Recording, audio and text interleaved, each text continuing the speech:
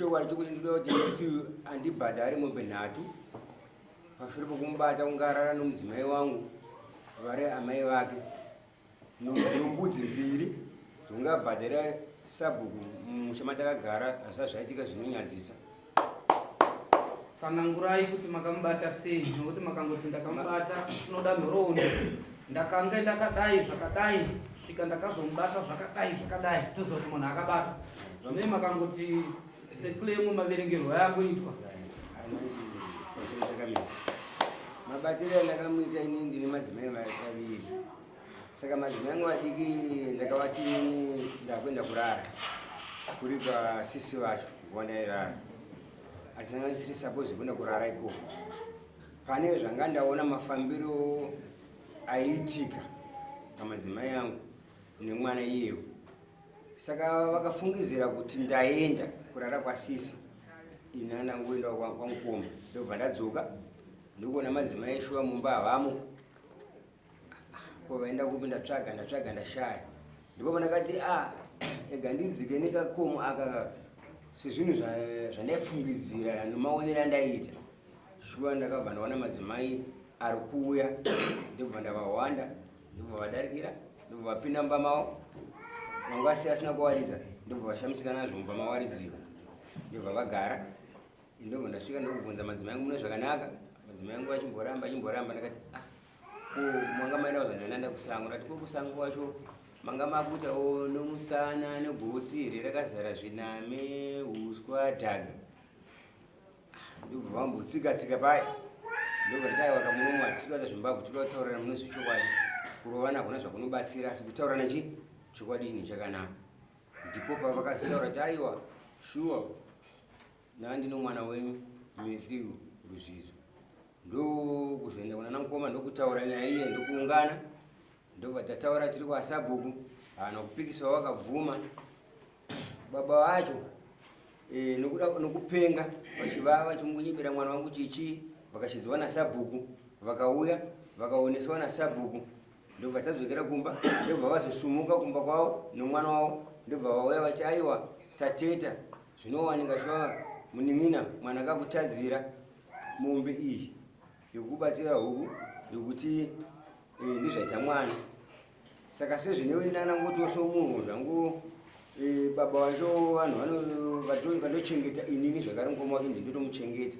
Ndakanagutsikana zvangu nongoti pamombe yakwana, asi nokuzonyangadza kwanga vakuita manje pamusoro pasabhuku manje. Ndipo pakazoti aiwa nokudzimbiwa ikatinde kudai. Muone manje iko zvino mataura zvakanaka. Adzimai venyu vari kudini? Varipo. Ngavauya. Voziva vatinovada vane shamu yakanaka yachangamira. Vapei chekugarira. Chimbogarai. Garai zvenyambuya. Garai papa kaizva. Papa. Ewe.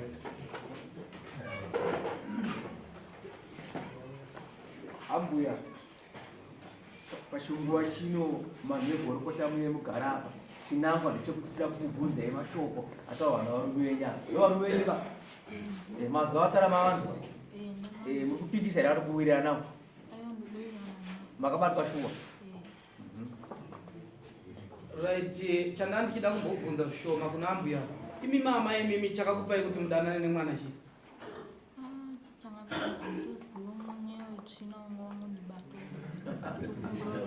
Taurisai vanhu vanyatso.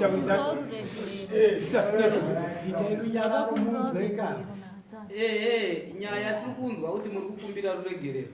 But nyaya haisi paruregerero. Toda kunyatsonzwisisa kuti imimi chakasaka kuti imimi mudanane nemwana. Maisa muziva here kuti mwana wenyu? Makambovamba sei mbonyatsoti pai nhoroondo mavambira makaita nyaya sei? Zvakaitika ndezvekuti ndakaenda kugadheni pana Matthew pandachera mvura iye bvatera zvakanzi ko imimi mambomuka sei? Ndati mamukawo. Zvakanzi nditone mashoko nemi. Ndati ko iwo mashoko amuri kuita inini nditore amai ako ndeyei? Zvakanzi hamusi amai vangu uye handina ukama nevarume venyu. chokwadi panguva handirombomupindura. Vapedza svondo achiuya kumba kwevarume vangu, ivo varume vangu vacho vasiva, achida kunzwa mhinduro. Rasvondo rechi2 ndipo pandingazomupindura. Ndakati oraiti, ndazvinzwa. Mune kangani kwekusangana naye? Pamusoro tinoika 2. Izvi tiri kuzvibvunzira kuti neimweni yenguva ka vanhu ava vanogona kunge pamwe vakatombodanana kumashure baba vasati varoora, but zvisinei apa vakatovamba vachitozivana kuti ndama ine mwana. Ava ndo vakamirira Matthew. Ndimi vakamirira Matthew ka baba? Ndimi ani imimi? Wei muri baba umhuri yacho yese. Kura kuti hapana vauya vakamirira baba vaMatthew vacho vari kuti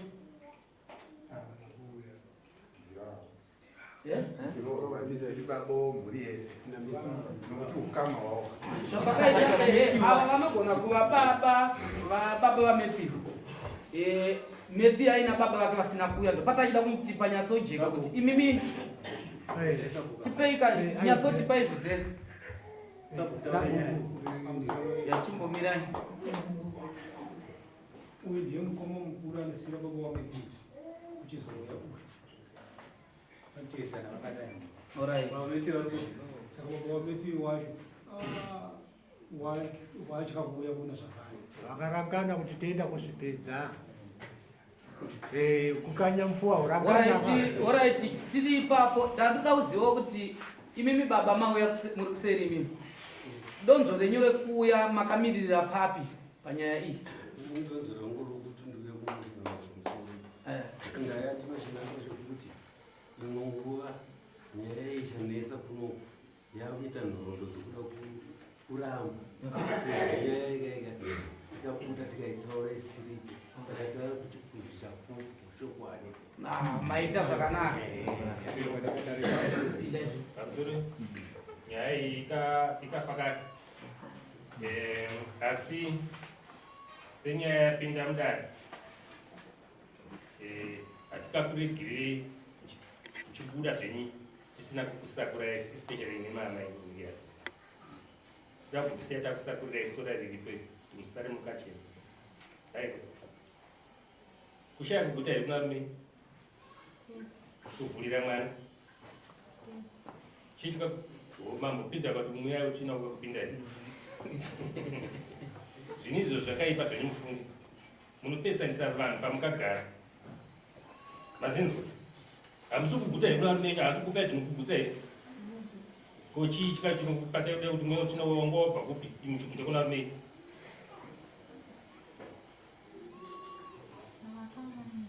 Vakakanganisa.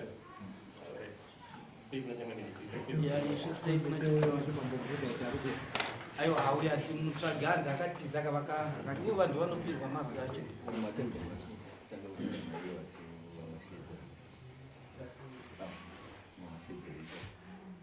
Ndozvandanda kubvunza kapai ava nevandoona sei vari kuti vauya vakamirira pakuti yakada kuzorambwa pakupupura kuti zvinhu zvakaitika izvozvo ndosaka ndachipatsvaga nekuti vanenge vazochinjudza saidhi vazomirira rokuda kuitinisa.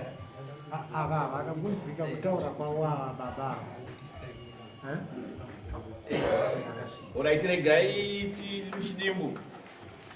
Ndani ndikubvunza kuti mashedza varume ava makuti chikanda una chakamira imi mavashedzerei pamberi apa vasati vataura.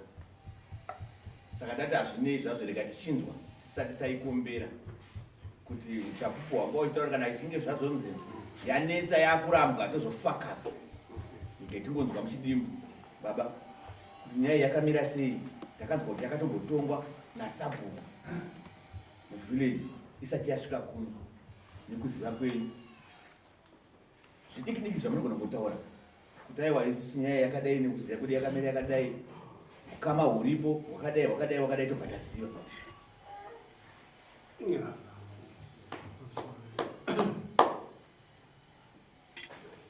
Inini ndinoziva kuti vana ava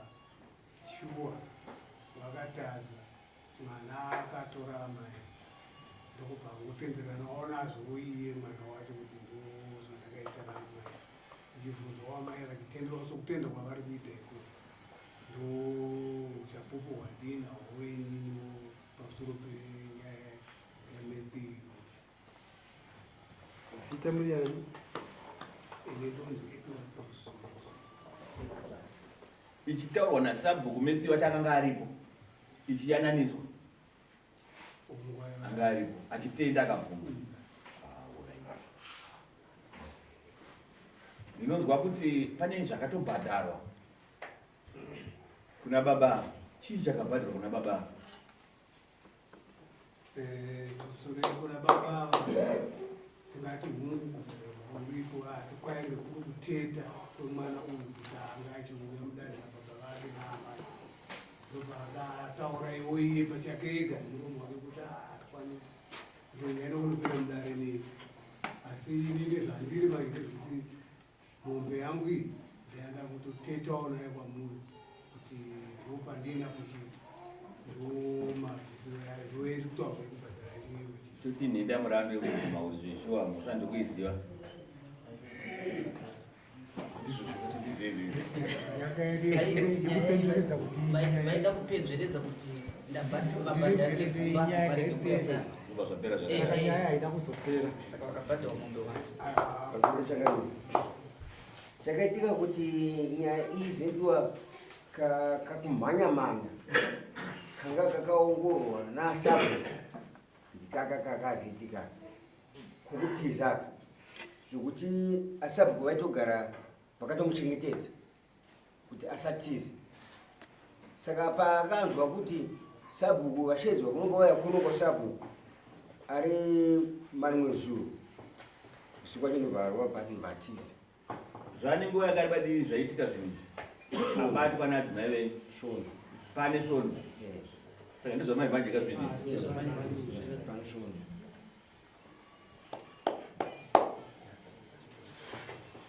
Saka imi chii chamamuchida kuna Mathew kuti akubhadharei mumombe imwe yakauya kare? Chii chamamuchida kuti dai anga daiwo andibhadhara zvakati ndokuti mwoyo wangu usununguke?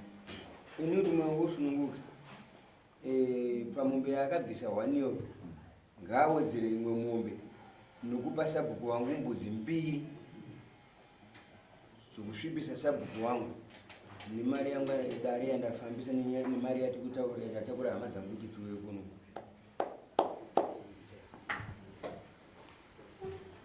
Sabhuku makaita zvakanaka asi hamutenderi zvamama akuita zvokuti munotonga nyaya mumamisha pachibhadharwa mombe. Vakatotambira mombe kana sonde yatapera iyoyi, sonde yatikutaura iyoyi, mombe yakatotinwa yakatoendewa machaja namombe Sabhuku.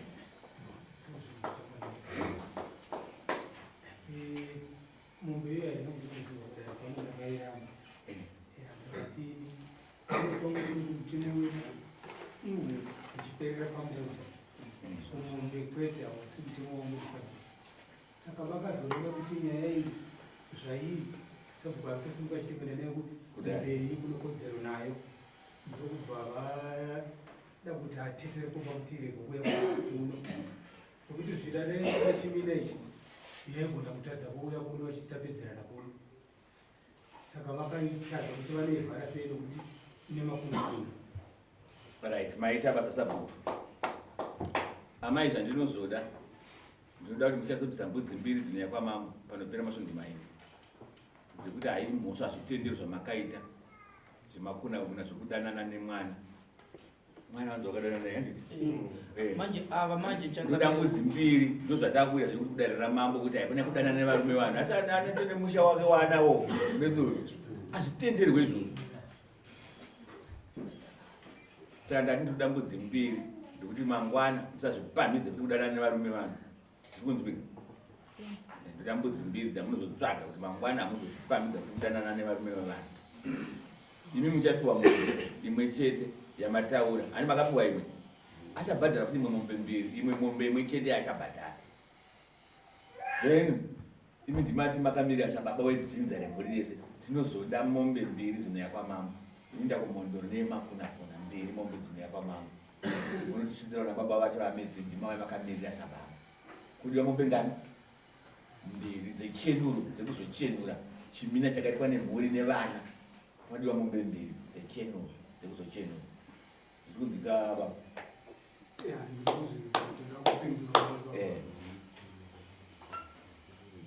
inini kuti ndigone kuenda kunomutaurira inini ndinokumbira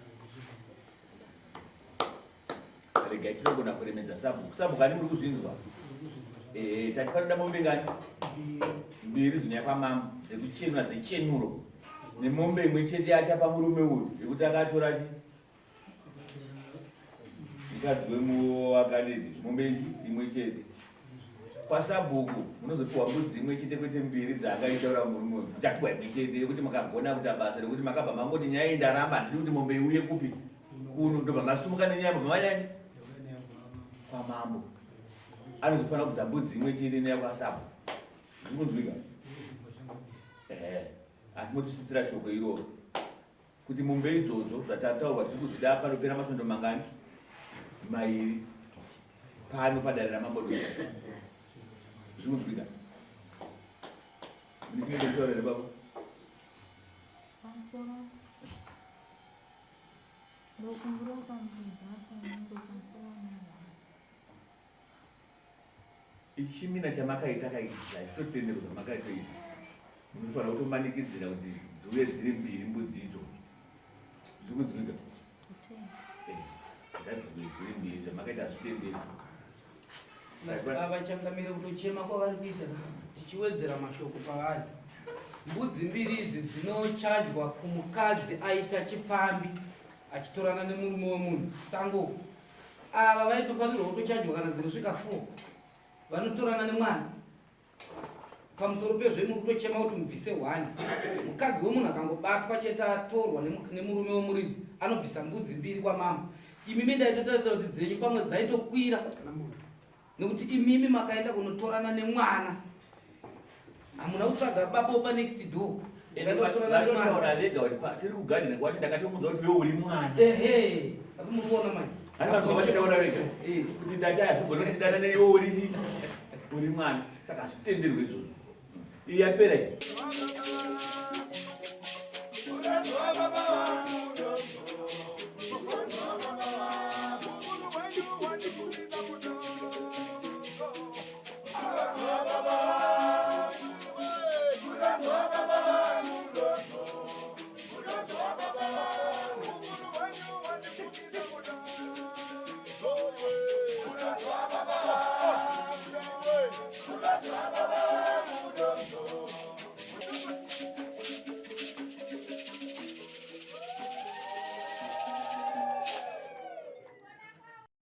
For these and more stories, tune in to Zim News Bit TV with Robert Tafumani.